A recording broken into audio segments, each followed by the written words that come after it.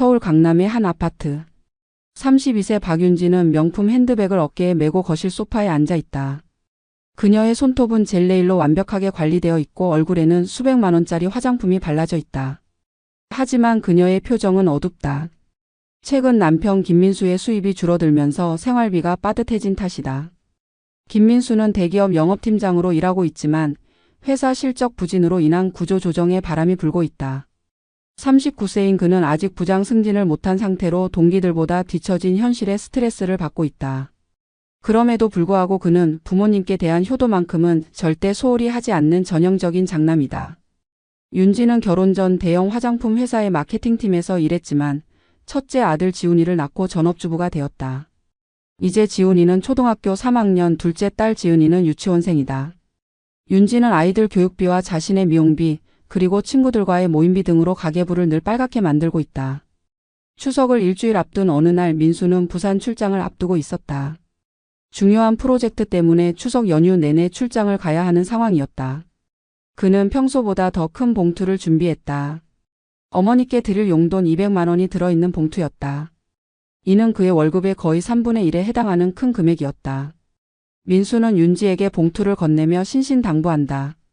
어머니께서 얼마나 고생하며 자신을 키워주셨는지, 그리고 이번 추석에는 친척들도 많이 모일 예정이니 꼭 전달해 달라고 말한다. 윤지는 겉으로는 알겠다고 대답하지만 속으로는 다른 생각을 하고 있다. 200만 원. 이 돈이면 밀린 카드값도 정리할 수 있고 지은이 영어 학원비도 낼 수 있고 무엇보다 자신이 그토록 갖고 싶었던 명품 가방도 살 수 있다. 윤지의 머릿속에는 이미 계산이 끝나 있다. 어차피 시어머니는 돈의 정확한 액수를 모를 테고 민수도 출장 중이라 확인할 방법이 없다. 민수가 출장을 떠난 후 윤지는 봉투를 들고 오랫동안 망설인다. 하지만 결국 탐욕이 양심을 이긴다. 그녀는 봉투를 뜯어 안에 돈을 확인한 후 절반인 100만 원만 남겨두고 나머지는 자신의 통장으로 옮긴다. 그리고 새 봉투에 100만 원을 넣어 마치 원래 그 금액이었던 것처럼 포장한다. 하지만 윤지의 탐욕은 여기서 그치지 않는다. 며칠 후 지은이가 갑자기 열이 나서 병원에 가야 하는 상황이 생긴다. 급한 마음에 윤지는 또다시 봉투를 열어 50만 원을 더 빼낸다. 이제 봉투에는 원래 금액의 4분의 1인 50만 원만 남아있다. 추석 당일 아침 윤지는 거울 앞에서 화장을 하며 자신을 다독인다. 어차피 시어머니는 돈보다는 마음을 더 중요하게 생각하는 분이니까 괜찮을 거라고. 하지만 그녀의 손은 미세하게 떨리고 있고 평소보다 더 진한 화장으로 불안한 마음을 감추려 한다. 추석 당일 오전 10시. 경기도 수원에 위치한 김민수의 본가는 이미 북적북적하다. 70세인 시어머니 박순자는 새벽 5시부터 일어나 차례상을 준비하고 있다. 그녀는 평생 시집살이를 하며 3남매를 키운 억척스러운 여성으로 특히 장남인 민수에 대한 애정이 각별하다. 순자는 며느리 윤지를 처음에는 반겼다. 예쁘고 똑똑한 데다 대학 교육까지 받은 윤지가 자랑스러웠다. 하지만 결혼 후 5년이 지나면서 윤지의 행동에 서서히 의문을 갖기 시작했다. 명절 때마다 빈손으로 오더라도 형식적인 선물만 가져오는 것이 눈에 거슬렸다. 이날도 윤지는 아이들 손만 잡고 나타난다. 지훈이와 지은이는 할머니를 보자마자 달려가 안긴다. 순자는 손주들을 반갑게 맞이하지만 윤지의 빈손을 보고 속으로 한숨을 쉰다. 다른 며느리들은 벌써부터 갖가지 선물과 음식을 가져와 바쁘게 차례상을 돕고 있는데 장며느리인 윤지만 유독 손에 든 것이 없다. 둘째 아들 김민호의 아내 이수지는 27세로 간호사로 일하면서도 시댁일에 적극적이다. 그녀는 윤지와 대조적으로 항상 정성스럽게 준비한 음식과 선물을 가져온다. 이번에도 직접 만든 송편과 갈비찜, 그리고 시부모님께 드릴 건강식품까지 챙겨왔다. 셋째 딸 김민정은 29세로 아직 미혼이지만 그녀 역시 부모님을 위해 정성을 다한다. 명절마다 용돈 봉투를 준비하고 어머니가 좋아하실 만한 옷이나 화장품을 선물로 가져온다. 그녀는 형수 윤지의 태도를 늘 못마땅해 했고 이번에도 윤지가 빈손으로 온 것을 보며 속으로 혀를 찬다. 윤지는 자신을 바라보는 시선들이 불편하지만 태연한 척한다. 그녀는 아이들에게 할머니께 인사드리라고 시킨 후 자신은 소파에 앉아 스마트폰을 만지작거린다. 다른 가족들이 분주히 차례상을 준비하는 동안 윤지만 홀로 떨어져 있는 모습이 더욱 도드라진다. 순자는 윤지에게 차례상 준비를 도와달라고 말하지만 윤지는 아이들을 봐야 한다며 대충 얼버무린다. 하지만 지훈이와 지은이는 이미 사촌들과 어울려 놀고 있어서 윤지의 핑계는 뻔히 거짓임이 드러난다. 부엌에서 일하던 수진이 이 모습을 보고 고개를 절레절레 젓는다. 오전 11시가 되자 친척들이 하나둘 모여들기 시작한다. 민수의 삼촌, 고모, 사촌들까지 모두 20여 명이 넘는 대가족이다. 모두들 정성스럽게 준비한 선물들을 가져왔고 특히 어른들께 드릴 용돈 봉투들을 빠뜨리지 않았다. 윤지는 이런 모습들을 보면서 점점 더 위축된다. 고모인 김영희는 특히 눈치가 빠른 사람이다.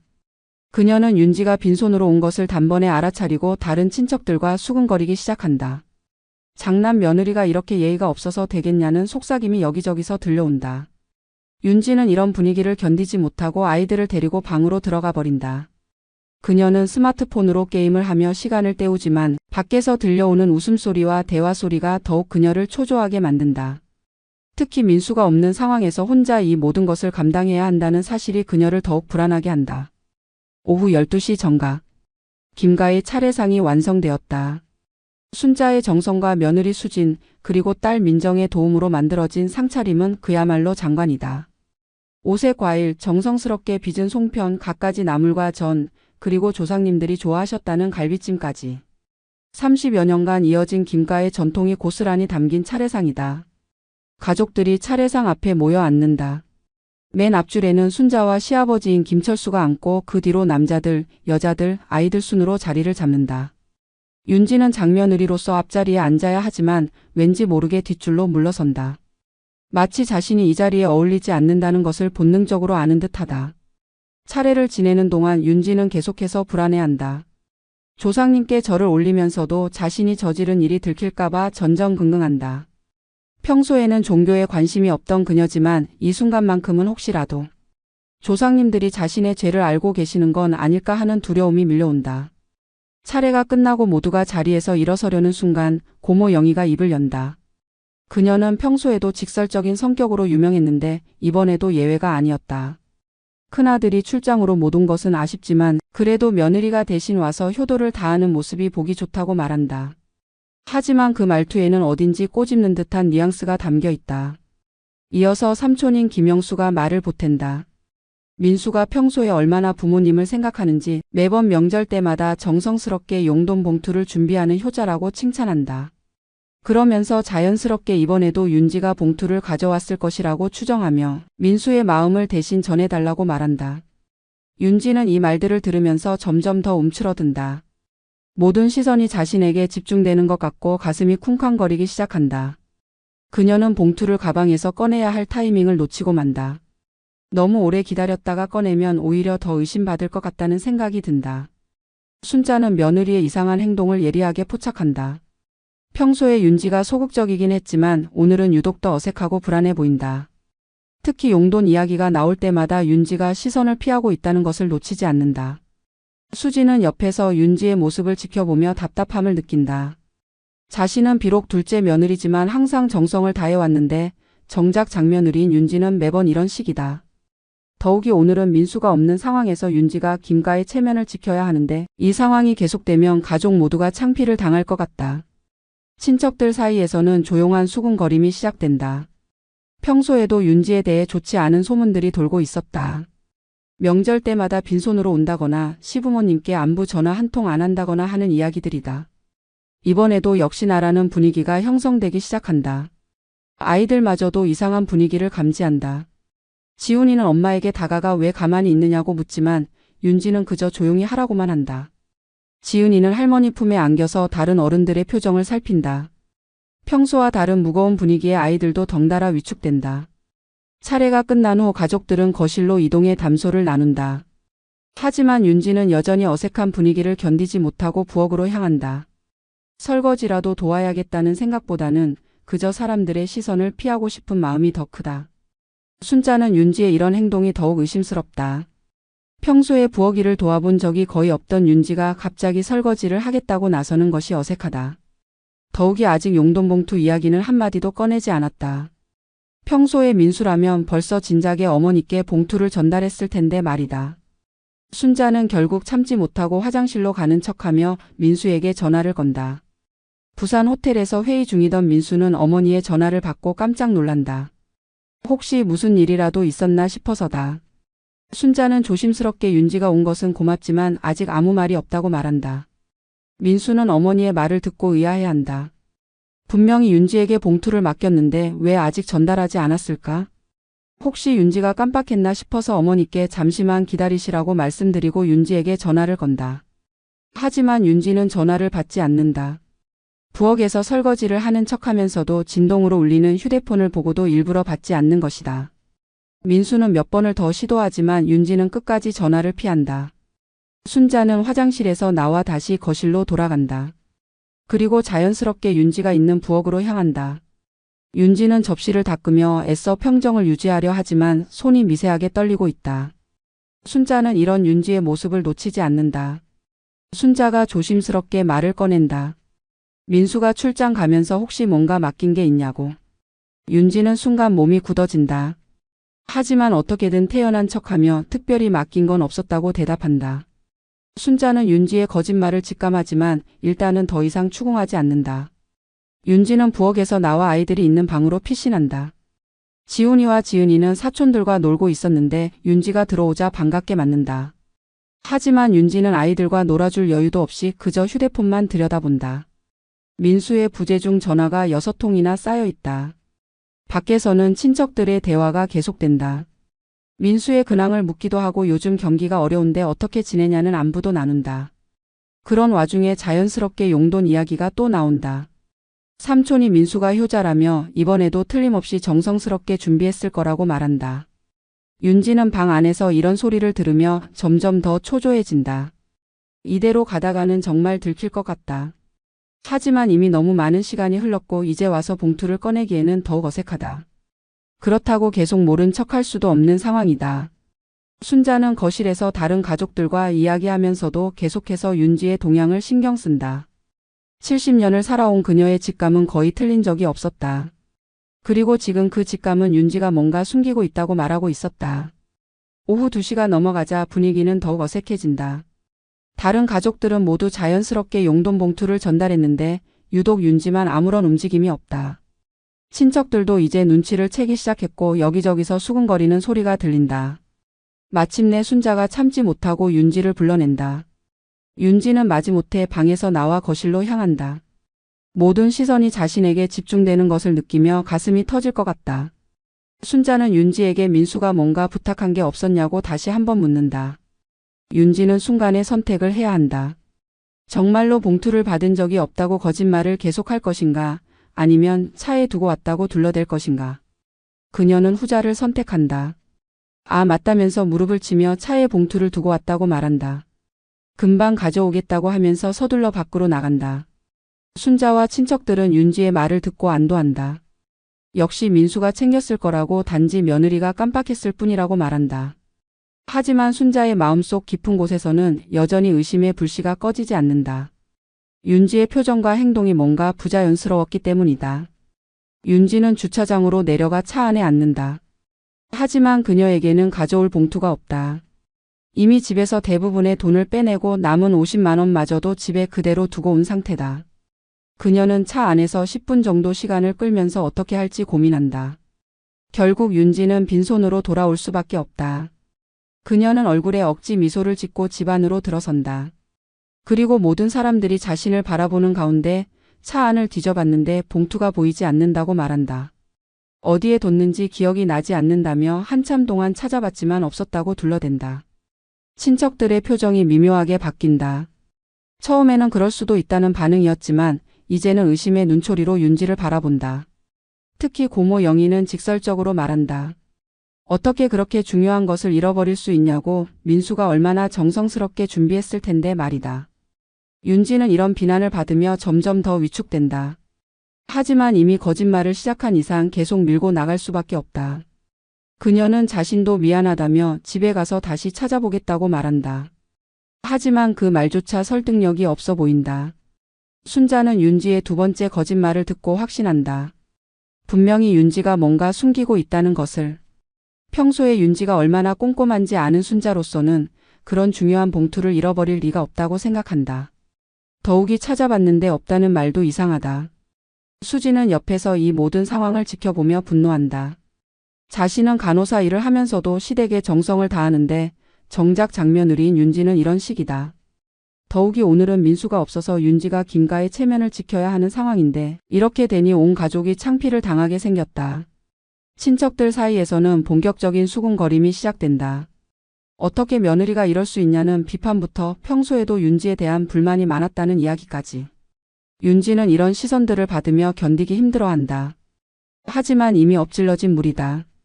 윤지의 거짓말 이후 집안 분위기는 완전히 달라진다. 처음에는 단순한 실수로 여겼던 친척들도 이제는 의심의 눈초리를 보낸다. 특히 평소에 윤지를 못마땅하게 여겼던 고모 영희는 노골적으로 불만을 드러낸다. 영희는 다른 친척들에게 평소 윤지에 대한 불만을 털어놓기 시작한다. 결혼 초기부터 지금까지 윤지가 보여준 수많은 문제 행동들을 하나씩 거론한다.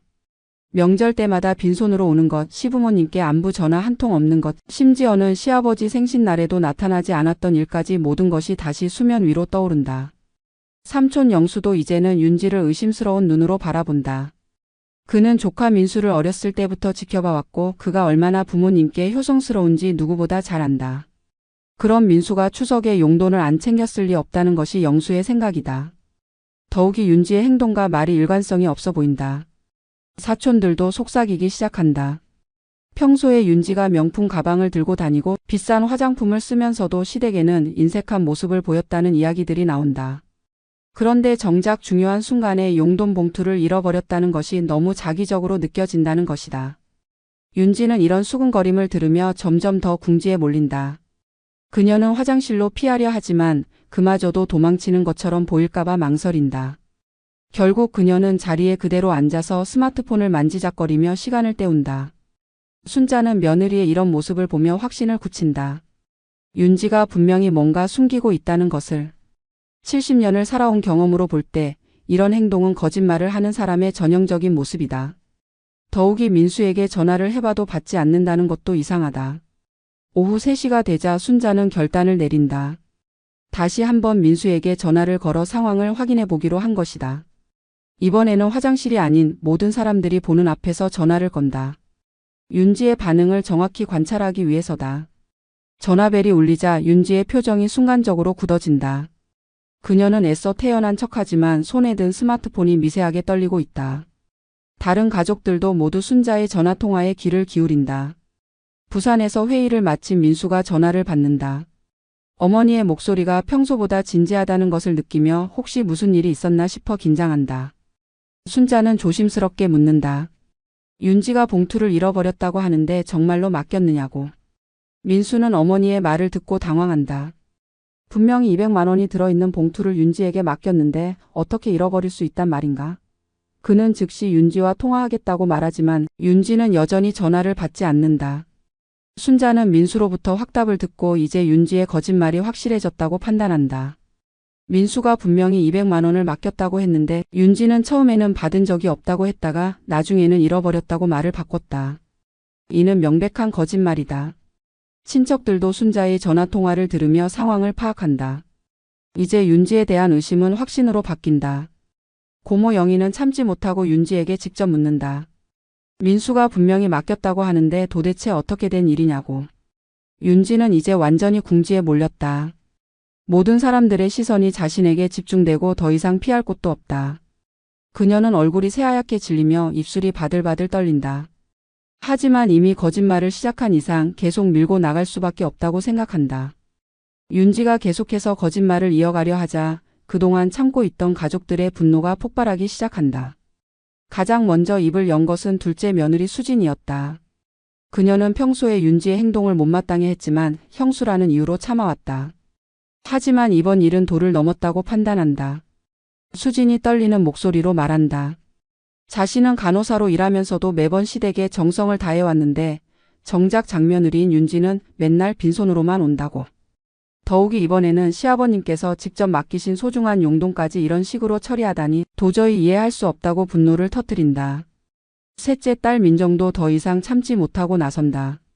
그녀는 평소에 형수 윤지에 대해 불만이 많았지만 오빠 민수를 생각해서 참아왔다. 하지만 이번 일은 정말 선을 넘었다고 생각한다. 민정은 윤지에게 직설적으로 말한다. 매번 명절 때마다 빈손으로 와서 다른 사람들은 다 힘들어도 준비해 오는데 혼자만 예외인 줄 아냐고. 고모 영희는 아예 대놓고 윤지를 몰아붙인다. 평소에 윤지가 명품백을 들고 다니고 비싼 화장품을 바르면서도 시댁에는 인색했다는 이야기를 꺼낸다. 그러면서 이번에도 분명히 그 돈을 다른 용도로 썼을 거라고 의심한다고 직접적으로 말한다. 삼촌 영수도 가세한다. 그는 조카 민수가 어렸을 때부터 얼마나 효성스러운 아이였는지 그런 아이가 부모님께 용돈을 안 드릴 리 없다고 강조한다. 그러면서 윤지에게 정직하게 말하라고 추궁한다. 도대체 그 돈을 어디에 썼는지. 윤지는 이런 집중 포화를 받으며 완전히 패닉 상태가 된다. 그녀는 자신을 변호하려 하지만 말이 제대로 나오지 않는다. 그저 자신은 정말 모른다고 봉투를 받긴 했지만 어디에 뒀는지 기억이 안 난다고 계속 반복한다. 하지만 이런 변명은 오히려 가족들의 분노만 더 키운다. 특히 수지는 윤지의 태도가 너무 뻔뻔하다고 생각한다. 이미 거짓말이 들통났는데도 계속해서 모른다고 우기는 모습이 한심하기 짝이 없다. 사촌들도 하나 둘씩 가세한다. 평소에 윤지에 대해 좋지 않게 생각했던 것들이 모두 터져 나온다. 명절 때마다 빈손으로 오면서도 집에서는 호화롭게 산다는 소문들, 심지어 민수 몰래 친정에 돈을 대준다는 이야기까지 모든 것이 쏟아진다. 윤지는 이런 비난들을 듣고 있을 수가 없다. 그녀는 갑자기 소리를 지르며 반발한다. 자신만 나쁜 사람 취급하지 말라고 자신도 나름대로 시댁을 위해서 노력하고 있다고 항변한다. 하지만 그 말은 더욱 가족들의 분노를 부추길 뿐이다. 순자는 이 모든 상황을 지켜보며 마음이 무너진다. 자신이 정성스럽게 키운 장남의 아내가 이런 사람이었다니. 더욱이 손주들이 보는 앞에서 이런 추태를 벌이다니 정말 창피하기 짝이 없다. 아이들인 지훈이와 지은이는 이런 어른들의 다툼을 보며 울음을 터뜨린다. 왜 모든 사람들이 엄마를 혼내는지 이해할 수 없고 무서워서 할머니 품에 매달린다. 순자는 손주들을 달래면서도 이런 상황을 만든 윤지에 대한 분노가 치민다. 윤지는 결국 견디지 못하고 방으로 뛰어 들어간다. 그리고 문을 쾅 하고 닫으며 바깥에서 들려오는 비난의 소리를 차단하려 한다. 하지만 문틈 사이로 새어나오는 목소리들이 그녀의 귓속을 파고든다. 윤지가 방으로 도망친 후 거실에서는 더욱 격렬한 논란이 벌어진다. 그동안 며느리를 감싸주려 했던 순자도 이제는 참을 수 없는 지경에 이르렀다. 70년을 살아오면서 이렇게 뻔뻔한 며느리는 처음 보는 일이다. 순자가 떨리는 목소리로 말한다. 자신이 윤지를 며느리로 받아들일 때 비록 집안은 변변하지 않았지만 그래도 대학까지 나온 똑똑한 아이라서 기대했다고. 하지만 5년 동안 보여준 행동들이 모두 실망스러웠다고 토로한다. 순자는 윤지의 문제 행동들을 하나씩 거론하기 시작한다. 결혼 초기부터 시작된 빈손 방문, 시부모에 대한 무관심, 심지어는 시아버지 생신날에도 나타나지 않았던 일까지. 그리고 무엇보다도 이번에 민수가 정성스럽게 준비한 효도비를 이런 식으로 처리한 것이 가장 용서할 수 없다고 분노한다. 영희 고모는 여기에 맞장구를 친다. 평소에 윤지가 얼마나 허영심이 강한지 명품백과 비싼 화장품에는 돈을 아끼지 않으면서 정작 시댁에는 인색했다는 이야기를 늘어놓는다. 그러면서 이번에도 분명히 그 돈을 자신의 사치를 위해 썼을 거라고 단언한다. 수지는 더욱 구체적으로 윤지를 비판한다. 자신은 간호사로 일하면서도 매번 정성스럽게 준비해 오는데 윤지는 전업주부면서도 항상 빈손이라고 지적한다. 더욱이 남편이 출장으로 못 오는 상황에서는 더더욱 정성을 다해야 하는데 오히려 이런 사고를 쳤다고 분노한다. 민정도 평소에 쌓인 불만을 터뜨린다. 형수라는 이유로 그동안 참아왔지만 이번 일은 정말 선을 넘었다고 생각한다. 특히 손주들이 보는 앞에서 이런 거짓말을 일삼는 것이 교육적으로도 좋지 않다고 비판한다. 순자는 결국 결론을 내린다. 윤지가 정말로 그 돈을 빼돌렸다면 이는 단순한 실수가 아니라 고의적인 배신이라고. 더욱이 조상님께 차례를 지내는 신성한 날에 이런 일을 벌였다는 것이 용서할 수 없다고 분노한다. 방 안에서 이런 소리를 듣고 있던 윤지는 점점 더 절망적인 기분이 든다. 이미 거짓말이 들통났고 온 가족이 자신을 적으로 돌렸다. 이제 와서 진실을 말한다고 해서 상황이 나아질 것 같지도 않다. 오히려 더 큰 비난을 받을 뿐이다. 순자는 민수에게 다시 전화를 건다. 이번에는 상황을 정확히 알려주고 민수로 하여금 직접 윤지와 이야기하게 하려는 것이다. 부산에서 전화를 받은 민수는 어머니의 분노에 찬 목소리를 듣고 상황의 심각성을 깨닫는다. 민수는 즉시 윤지에게 전화를 건다. 이번에는 윤지도 더 이상 피할 수 없다는 것을 알고 전화를 받는다. 민수는 윤지에게 단도직입적으로 묻는다. 자신이 맡긴 봉투가 도대체 어디에 있느냐고. 윤지는 전화 너머로 들려오는 남편의 차가운 목소리에 마음이 무너진다. 하지만 이미 거짓말을 시작한 이상 계속 밀고 나갈 수밖에 없다고 생각한다. 그녀는 울먹이는 목소리로 정말로 잃어버렸다고 자신도 어떻게 해야 할지 모르겠다고 말한다. 하지만 민수는 윤지의 말을 믿지 않는다. 200만 원이라는 큰 돈이 들어있는 봉투를 그렇게 쉽게 잃어버릴 수 있느냐고 추궁한다. 더욱이 윤지가 평소에 얼마나 꼼꼼한지 아는 민수로서는 이런 일이 단순한 실수일 리 없다고 생각한다. 민수는 부산에서의 회의를 급히 마무리하고 서울로 향한다. 고속도로를 달리는 내내 그의 머릿속은 복잡하다. 사랑하는 아내가 자신이 준 효도비를 정말로 손댔을 가능성을 생각하니 마음이 무너진다. 하지만 어머니의 분노에 찬 목소리와 윤지의 어수선한 태도를 생각하면 뭔가 심각한 일이 벌어진 것 같다. 민수는 평소 온화한 성격으로 유명하다. 회사에서도 후배들에게 인기가 많고 가족들에게도 항상 다정다감한 남편 아버지였다. 하지만 그에게도 절대 건드리면 안 되는 선이 있었다. 바로 부모님에 대한 효도였다. 그는 어렸을 때부터 부모님의 고생을 지켜봤고 장남으로서의 책임감을 누구보다 강하게 느끼고 있었다. 오후 6시 민수가 급히 집에 도착한다. 주차장에서부터 그는 이상한 기운을 느낀다. 평소 같으면 추석 명절이라 온 집안이 화기애애할 할 텐데 오늘은 왠지 분위기가 무겁다. 집 앞까지 올라오는 동안에도 안에서 들려오는 목소리들이 심상치 않다. 문을 열고 들어선 민수는 거실에 모인 가족들의 표정을 본다. 어머니 순자의 얼굴은 분노로 일그러져 있고 다른 친척들도 모두 심각한 표정이다. 특히 둘째 수진과 셋째 민정의 표정이 평소와는 완전히 다르다. 그리고 정작 아내 윤지는 보이지 않는다. 순자는 아들 민수를 보자마자 울먹이며 다가온다. 그리고 오늘 벌어진 일들을 자세히 설명한다. 윤지가 처음에는 봉투를 받은 적이 없다고 했다가 나중에는 잃어버렸다고 말을 바꿨다는 것. 그리고 민수가 분명히 200만 원을 맡겼다고 확인해줬는데도 윤지는 계속 거짓말을 하고 있다는 것. 민수는 어머니의 말을 들으며 점점 화가 치민다. 설마 윤지가 정말로 그 돈에 손댔을까 하는 의심과 함께 만약 정말 그렇다면 이는 용서할 수 없는 일이라는 생각이 든다. 그는 즉시 윤지가 있는 방으로 향한다. 방문을 열고 들어간 민수는 침대에 엎드려 울고 있는 윤지를 본다. 아이들인 지훈이와 지은이도 옆에서 엄마를 달래고 있다. 민수는 아이들에게 잠시 나가 있으라고 하고 윤지와 단둘이 남는다. 민수가 차가운 목소리로 묻는다. 자신이 맡긴 봉투가 정말로 어디에 있느냐고. 윤지는 남편의 이런 차가운 태도를 처음 본다. 평소에 자상하고 다정했던 남편이 이렇게 무서운 표정을 짓는 것을 본 적이 없다. 윤지는 울먹이며 대답한다. 정말로 잃어버렸다고 자신도 어떻게 된 일인지 모르겠다고. 하지만 민수는 윤지의 말을 믿지 않는다. 그는 더욱 강하게 추궁한다. 200만 원이라는 큰 돈이 그렇게 쉽게 사라질 리 없다고 정직하게 말하라고. 윤지는 남편의 추궁에 못 이기고 결국 일부를 털어놓는다.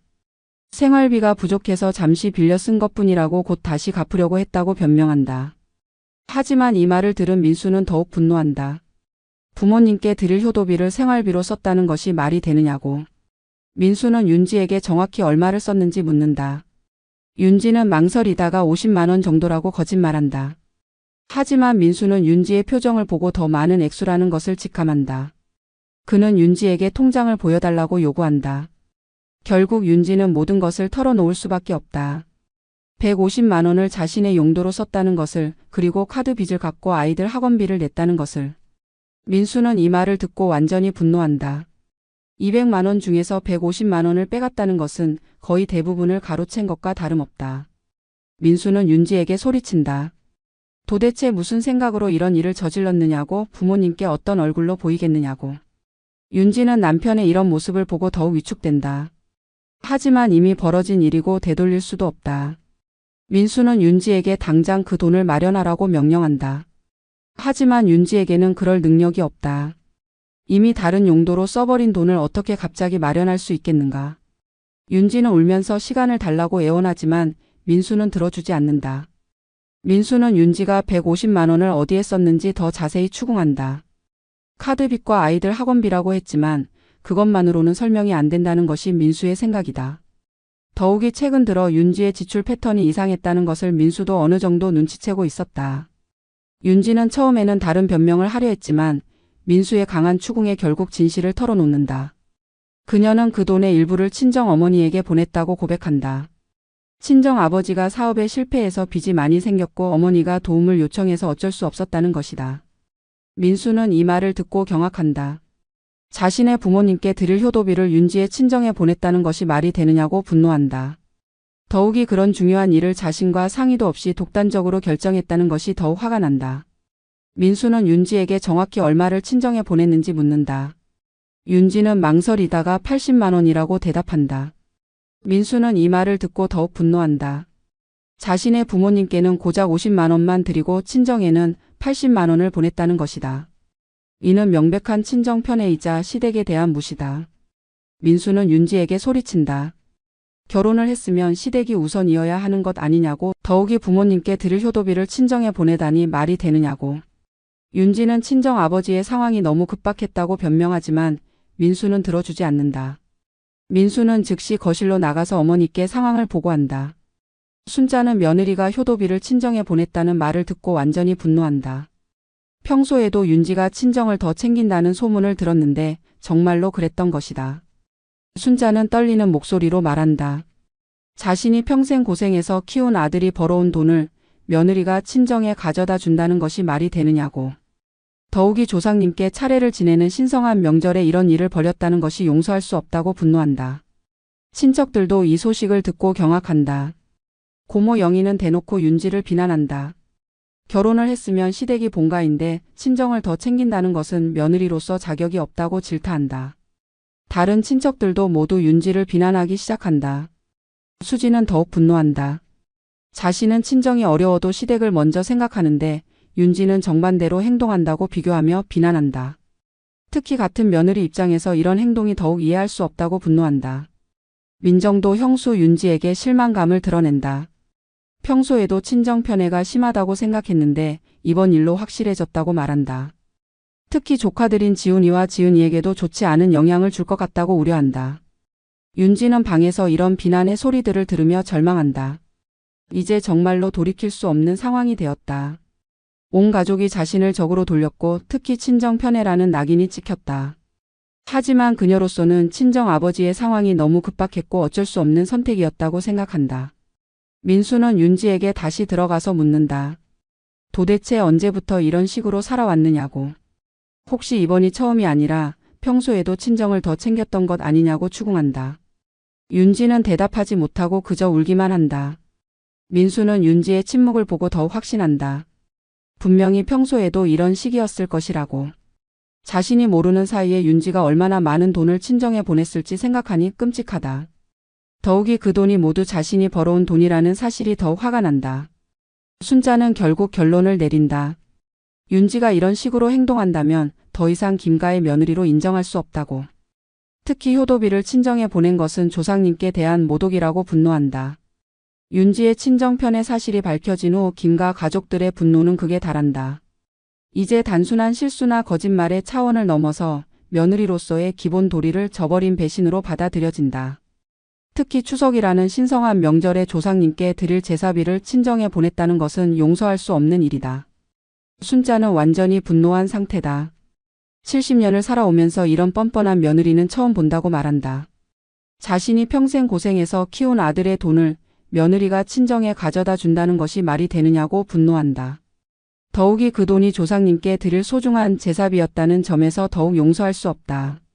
고모 영희는 윤지에 대한 모든 불만을 쏟아낸다. 평소에도 윤지가 시댁보다 친정을 더 챙긴다는 소문이 있었는데 이번에 확실해졌다고 말한다. 결혼을 했으면 시댁이 본가가 되어야 하는데 윤지는 여전히 친정딸 행세를 하고 있다고 비난한다. 삼촌 영수도 가세한다. 조카 민수가 얼마나 성실하게 일해서 돈을 버는지 아는데 그 소중한 돈을 며느리가 이런 식으로 사용한다는 것이 한심하다고 말한다. 특히 부모님께 효도하는 것보다 친정을 챙기는 것을 우선시한다는 것이 이해할 수 없다고 비판한다. 수지는 같은 며느리 입장에서 더욱 분노한다. 자신은 친정이 어려워도 시댁을 먼저 생각하고 시부모님께 정성을 다하는데 정작 장며느리인 윤지는 정반대로 행동한다고 비교하며 비난한다. 이런 윤지의 행동이 다른 며느리들에게도 나쁜 영향을 줄 수 있다고 우려한다. 민정은 형수에 대한 실망감을 숨기지 않는다. 평소에도 윤지가 명절 때마다 빈손으로 오면서 친정에는 선물을 많이 가져간다는 소문을 들었다고 말한다. 이번 일로 그 소문들이 모두 사실이었다는 것이 확인되었다고 비판한다. 친척들도 하나둘씩 윤지에 대한 불만을 터뜨린다. 평소에 윤지가 시댁 행사에는 소극적이면서 친정 일에는 적극적이라는 이야기들이 나온다. 심지어 민수 몰래 친정에 돈을 대주고 있다는 소문까지 돌고 있었다는 것이 밝혀진다. 사촌들도 가세한다. 윤지가 결혼 초기부터 시댁보다는 친정을 우선시하는 모습을 보였다고 말한다. 특히 아이들 교육 문제에서도 친정 부모의 의견을 더 중시한다는 이야기가 나온다. 이런 모든 것들이 이번 사건과 연결되어 윤지에 대한 불신으로 이어진다. 민수는 이런 가족들의 반응을 보며 더욱 절망한다. 자신이 사랑했던 아내가 가족들에게 이런 평가를 받고 있다는 사실이 충격적이다. 더욱이 평소에 자신이 모르고 있었던 윤지의 다른 면들이 드러나면서 결혼 생활 자체에 대한 회의가 든다. 윤지는 방 안에서 이런 비난들을 들으며 완전히 무너진다. 이제 김가에서 자신의 입지는 완전히 사라졌다. 더욱이 친정 편애라는 낙인까지 찍혔으니 앞으로 어떤 얼굴로 시댁 사람들을 만날 수 있을지 막막하다. 아이들인 지훈이와 지은이는 이런 어른들의 싸움을 이해하지 못한 채 그저 무서워하며 할머니 품에 매달린다. 순자는 손주들을 달래면서도 이런 상황을 만든 윤지에 대한 분노가 치민다. 특히 아이들이 이런 추태를 목격해야 한다는 것이 더욱 안타깝다. 윤지는 결국 참지 못하고 방에서 나온다. 하지만 거실에 나오자마자 모든 시선이 자신에게 집중되고 차가운 분위기에 압도당한다. 그녀는 자신을 변호하려 하지만 이미 가족들은 그녀의 말을 듣지 않으려 한다. 윤지가 울먹이며 말한다. 친정 아버지의 상황이 정말 급박했고 어쩔 수 없는 선택이었다고. 하지만 가족들은 그런 변명을 받아들이지 않는다. 아무리 친정이 어려워도 시댁의 효도비를 가져다 쓰는 것은 잘못된 일이라고 비판한다. 고모 영희는 윤지에게 직설적으로 말한다. 결혼을 했으면 시댁이 우선이어야 하는데 아직도 친정딸 생각으로 산다고. 더욱이 남편과 상의도 없이 이런 중대한 결정을 했다는 것이 며느리로서 자격이 없다고 질타한다. 순자는 마지막으로 윤지에게 말한다. 이번 일로 윤지가 어떤 사람인지 확실히 알았다고. 앞으로는 김가의 며느리로 대우할 수 없다고 선언한다. 윤지는 이 말을 듣고 완전히 절망한다. 어른들의 격렬한 다툼 속에서 가장 큰 피해자는 바로 아이들이다. 지훈이와 지은이는 왜 모든 어른들이 엄마를 혼내는지 이해할 수 없다. 평소에 자상했던 할머니와 고모, 작은 엄마까지 모두 엄마에게 화를 내는 모습을 보며 아이들은 극도로 불안해한다. 9살인 지훈이는 어느 정도 상황을 파악한다. 아빠가 할머니께 드리라고 한 돈을 엄마가 다른 곳에 썼다는 것, 그리고 그것 때문에 모든 사람들이 화가 났다는 것을. 하지만 왜 엄마가 그런 일을 했는지는 이해할 수 없다. 평소에 엄마는 자신에게 거짓말을 하면 안 된다고 가르쳤는데 정작 엄마가 거짓말을 했다는 사실이 충격적이다. 6살인 지은이는 상황을 정확히 이해하지는 못하지만 분위기가 좋지 않다는 것은 안다. 평소에 자신을 예뻐해 주던 할머니가 무서운 얼굴로 엄마를 혼내는 모습을 보며 무서워한다. 지은이는 할머니 품에 매달리며 울먹인다. 순자는 손주들의 이런 모습을 보며 마음이 아프다. 평소에 지훈이와 지은이를 너무나 사랑하는데 이 아이들이 이런 추태를 목격해야 한다는 것이 안타깝다. 더욱이 아이들에게는 엄마인 윤지가 나쁜 사람이 되어버린 상황이 마음 아프다. 지훈이가 할머니에게 묻는다. 엄마가 뭘 잘못했는지, 왜 모든 사람들이 엄마를 혼내는지. 순자는 아이에게 어떻게 설명해야 할지 막막하다. 엄마가 거짓말을 했고 할아버지 할머니께 드릴 돈을 다른 곳에 썼다고 말하기에는 너무 복잡하고 무겁다. 지은이는 더욱 단순하게 묻는다. 엄마가 나쁜 사람이냐고, 자신도 엄마처럼 나쁜 사람이 되는 거냐고. 이런 질문을 받은 순자는 눈물이 난다. 손주들에게는 아무 죄가 없는데 이런 상황에 휘말리게 되었다. 민정은 조카들을 달래려 한다. 어른들이 이야기하는 동안 아이들은 방에서 놀고 있으라고 말하지만 아이들은 불안해서 어른들 곁을 떠나지 않으려 한다. 특히 지훈이는 엄마를 보호해야 한다는 생각에 윤지 곁에 붙어 있으려 한다. 윤지는 아이들이 이런 상황을 목격하는 것이 가장 괴롭다. 자신의 잘못으로 인해 아이들이 상처받는 모습을 보니 더욱 후회된다. 그녀는 아이들을 데리고 방으로 들어가려 하지만 가족들의 추궁은 계속된다. 수지는 윤지에게 말한다. 아이들 앞에서라도 정직하게 잘못을 인정하라고. 이런 모습을 보이면 아이들에게도 좋지 않은 영향을 준다고 비판한다. 특히 거짓말하는 것을 당연하게 생각할 수 있다고 우려한다. 고모 영희는 더욱 직설적이다. 아이들이 커서 엄마의 이런 모습을 기억한다면 얼마나 부끄러울지 생각해보라고 말한다. 특히 할머니께 거짓말하고 할아버지께 드릴 돈을 훔친 엄마로 기억될 것이라고 날카롭게 지적한다. 지훈이는 어른들의 이런 말들을 듣고 더욱 혼란스러워한다. 평소에 존경했던 엄마가 정말로 그런 나쁜 일을 했단 말인가? 9살 아이에게는 너무 복잡하고 이해하기 어려운 상황이다. 윤지는 아이들을 보호하려고 애쓰지만 이미 상황은 걷잡을 수 없이 악화된 상태다. 그녀는 아이들에게 미안하다고 말하지만 아이들은 왜 엄마가 미안해하는지 정확히 이해하지 못한다. 민수는 아이들의 모습을 보며 더욱 화가 난다. 자신의 아이들이 이런 상황에 노출되어야 한다는 것이 분노스럽다. 더욱이 아내의 잘못으로 인해 아이들까지 상처받게 된 상황이 용서할 수 없다. 순자는 결국 아이들을 다른 방으로 데리고 간다. 더 이상 이런 추태를 아이들에게 보여줄 수는 없다고 판단한 것이다. 하지만 아이들은 엄마 걱정에 쉽게 떨어지지 않으려 한다. 윤지는 아이들이 자신 때문에 상처받는 모습을 보며 더욱 절망한다. 자신의 탐욕과 거짓말이 결국 가장 소중한 아이들에게까지 피해를 주게 되었다. 이제 정말로 돌이킬 수 없는 상황이 되었다는 것을 깨닫는다. 모든 것이 들통나고 가족들의 분노가 극에 달한 상황에서 윤지는 마지막 변명을 시도한다.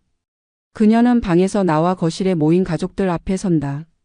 얼굴은 눈물로 범벅이 되었고 목소리는 떨리지만 그녀는 자신의 억울함을 호소하려 한다. 윤지가 떨리는 목소리로 말한다. 자신만 나쁜 사람 취급하지 말라고 자신도 나름대로 이 집을 위해서 희생하고 노력해왔다고 항변한다. 5년 동안 시댁을 위해서 얼마나 많은 것을 참아왔는지 그리고 전업주부로서 얼마나 힘든 생활을 해왔는지 호소한다. 윤지는 계속해서 자신의 입장을 변호한다. 친정 아버지의 사업 실패로 인해 가족이 거리로 내몰릴 뻔한 상황이었다고 말한다. 그런 급박한 상황에서 어쩔 수 없이 그 돈을 사용했다고 결코 나쁜 마음으로 한 일이 아니라고 변명한다. 하지만 가족들은 윤지의 변명을 받아들이지 않는다. 순자가 차가운 목소리로 대답한다. 아무리 친정이 어려워도 시댁의 효도비를 몰래 가져다 쓰는 것은 도둑질이라고. 더욱이 거짓말까지 일삼았다는 것은 용서할 수 없다고 분노한다. 고모 영희는 더욱 신랄하게 비판한다. 윤지가 평소에 얼마나 허영심이 강했는지 명품에는 돈을 아끼지 않으면서 시댁에는 인색했다고 지적한다. 그러면서 이번에도 분명히 자신의 사치를 위해서도 돈을 썼을 거라고 의심한다. 윤지는 이런 비난을 받으며 더욱 흥분한다. 자신이 명품을 사는 것도 체면 때문이라고 다른 사람들 앞에서 초라해 보이지 않기 위해서라고 항변한다. 특히 시댁 행사에서 다른 며느리들과 비교당하지 않기 위해서였다고 변명한다. 수지는 이런 윤지의 말을 듣고 더욱 분노한다. 자신은 간호사로 일하면서도 허영을 부리지 않고 검소하게 산다고 윤지의 행동이 이해할 수 없다고 비판한다. 더욱이 체면을 생각한다면 시댁에 더 정성을 다해야 하는 것 아니냐고 반박한다. 민정도 형수의 변명에 실망감을 드러낸다.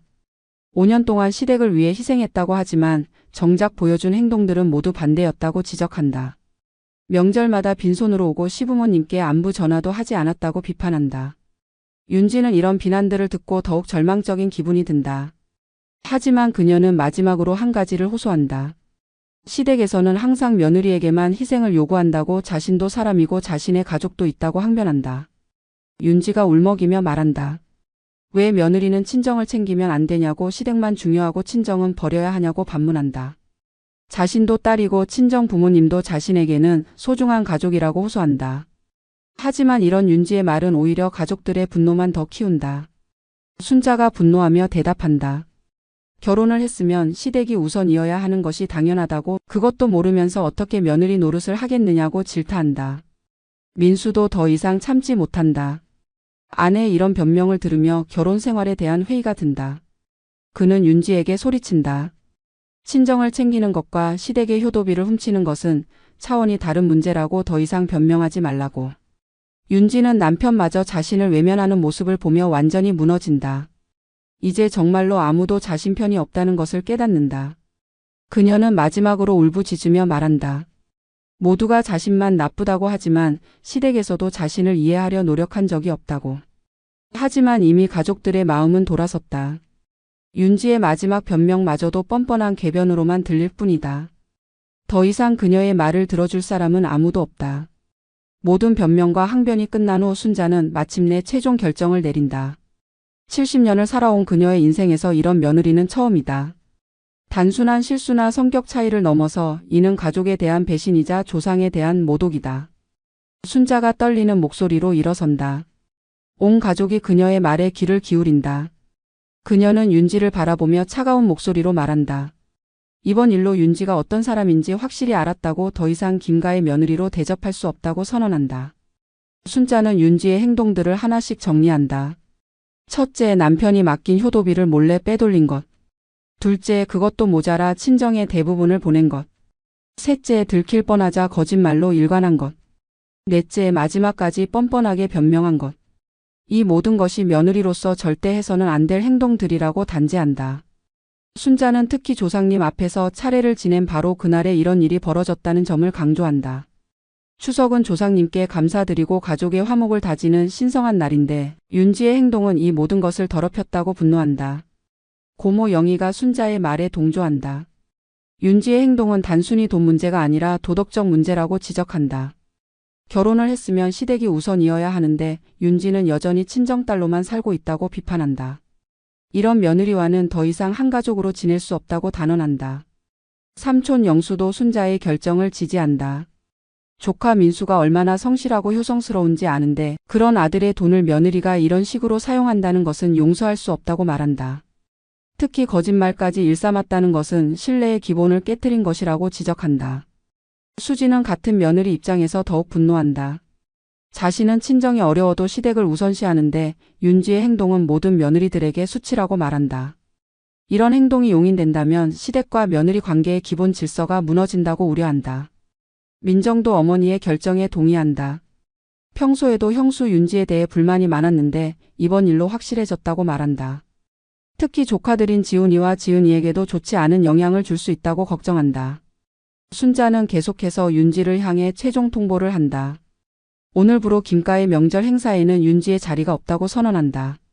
조상님 앞에서 거짓을 일삼고 효도비를 훔친 며느리는 더 이상 필요하지 않다고 단호하게 말한다. 윤지는 이런 시어머니의 선언을 듣고 완전히 절망한다. 이제 정말로 김가에서 쫓겨나는 것이다. 그녀는 울부짖으며 용서를 빈다. 다시는 이런 일을 하지 않겠다고 기회를 달라고 애원한다. 하지만 순자는 흔들리지 않는다. 이미 신뢰는 완전히 깨졌고 더 이상 윤지를 김가의 며느리로 받아들일 수 없다고 단언한다. 특히 아이들 앞에서까지 이런 거짓말을 일삼은 것은 교육적으로도 매우 나쁘다고 지적한다. 민수는 어머니의 결정을 듣고 복잡한 심경이다. 비록 아내의 행동이 잘못되었지만 그래도 아이들의 엄마이고 자신의 부인이다.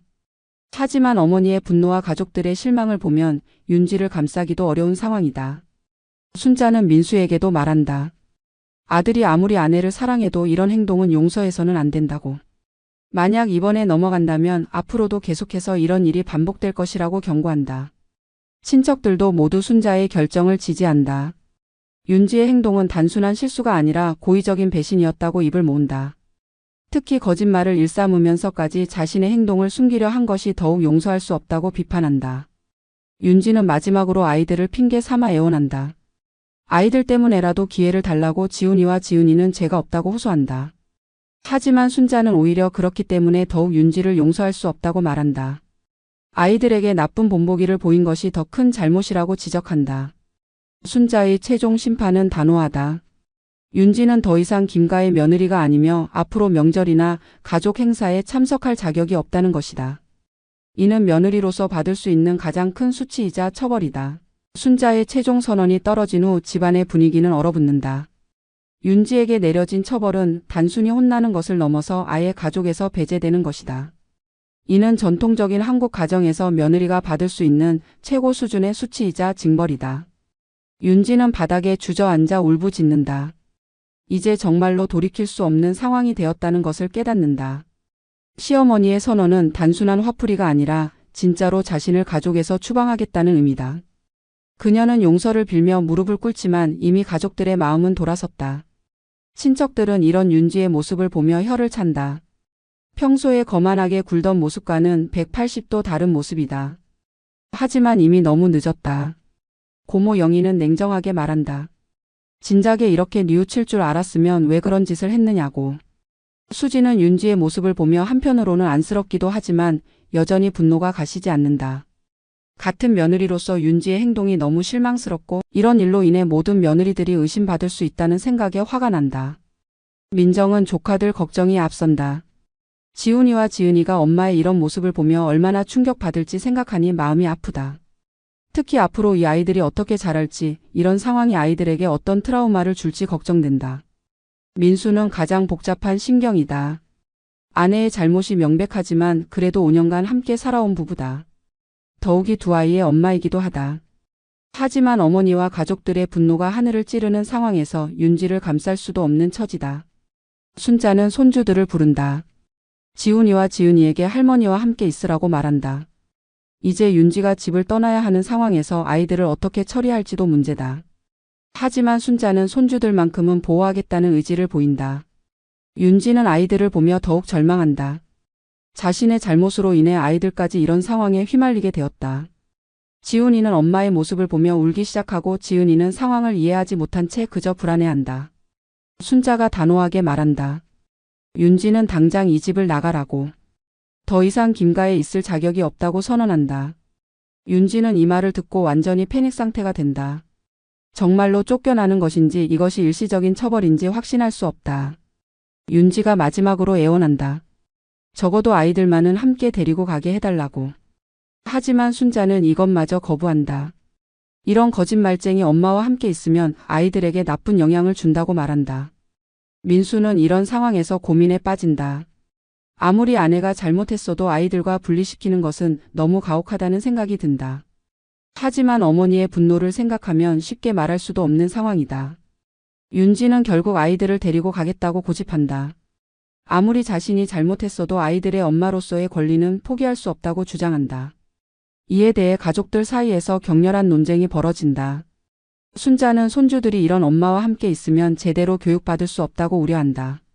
거짓말하고 도둑질하는 엄마를 보며 자란 아이들이 어떻게 될지 걱정된다고 말한다. 결국 민수가 나선다. 아무리 상황이 이렇게 되었어도 아이들은 엄마와 함께 있어야 한다고 말한다. 하지만 동시에 윤지에게 경고한다. 다시는 이런 일이 일어나서는 안 된다고. 만약 또 이런 일이 있으면 그때는 정말로 이혼까지 생각하겠다고. 윤지는 남편의 이런 말을 듣고 더욱 절망한다. 이제 결혼 생활 자체가 위험해졌다는 것을 깨닫는다.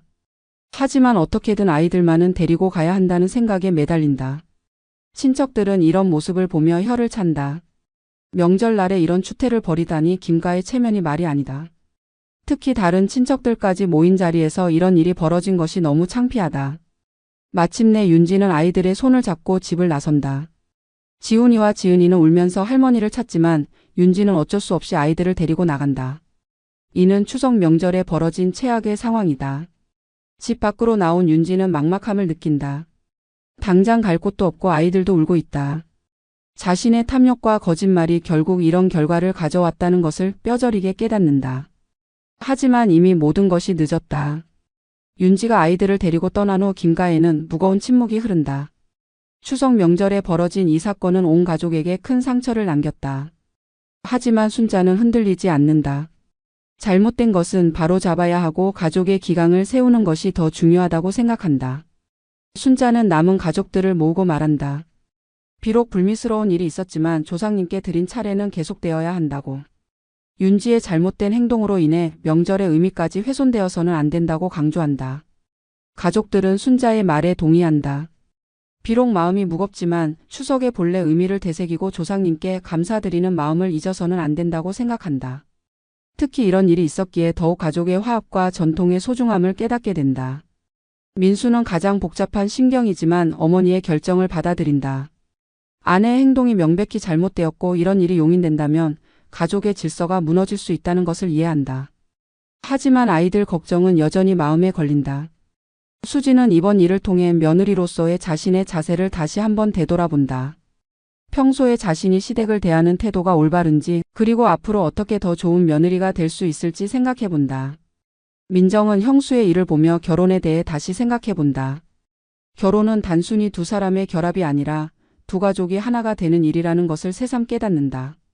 그리고 그 과정에서 서로에 대한 배려와 희생이 얼마나 중요한지 느낀다. 친척들도 이번 사건을 통해 많은 것을 배운다. 가족 간의 신뢰가 얼마나 소중한지, 그리고 그 신뢰가 한번 깨지면 회복하기 어렵다는 것을 뼈저리게 느낀다. 특히 명절의 의미와 전통의 중요성을 다시 한번 깨닫는다. 순자는 손주들이 없는 차례상을 보며 마음이 아프다. 하지만 이것이 옳은 선택이었다고 확신한다. 아이들에게 잘못된 것을 용인하는 모습을 보여줄 수는 없다.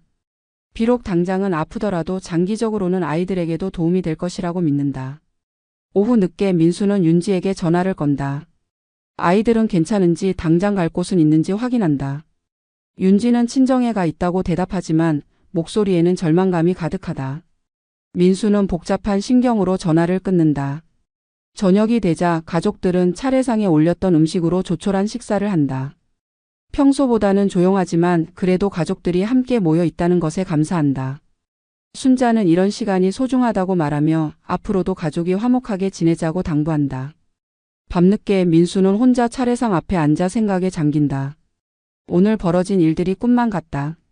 아침에는 평범한 추석 명절이었는데 저녁에는 아내와 아이들이 집을 떠나는 상황이 되었다. 하지만 그는 어머니의 결정이 옳다고 생각한다. 순자도 잠들기 전에 차례상을 정리하며 마음을 다잡는다. 오늘의 차례상은 단순히 조상님께 드리는 제사가 아니라 가족의 정의와 질서를 바로 세우는 의미가 있었다고 생각한다. 비록 아픈 결정이었지만 옳은 일이었다고 확신한다. 다음 날부터 김가에는 새로운 질서가 시작된다.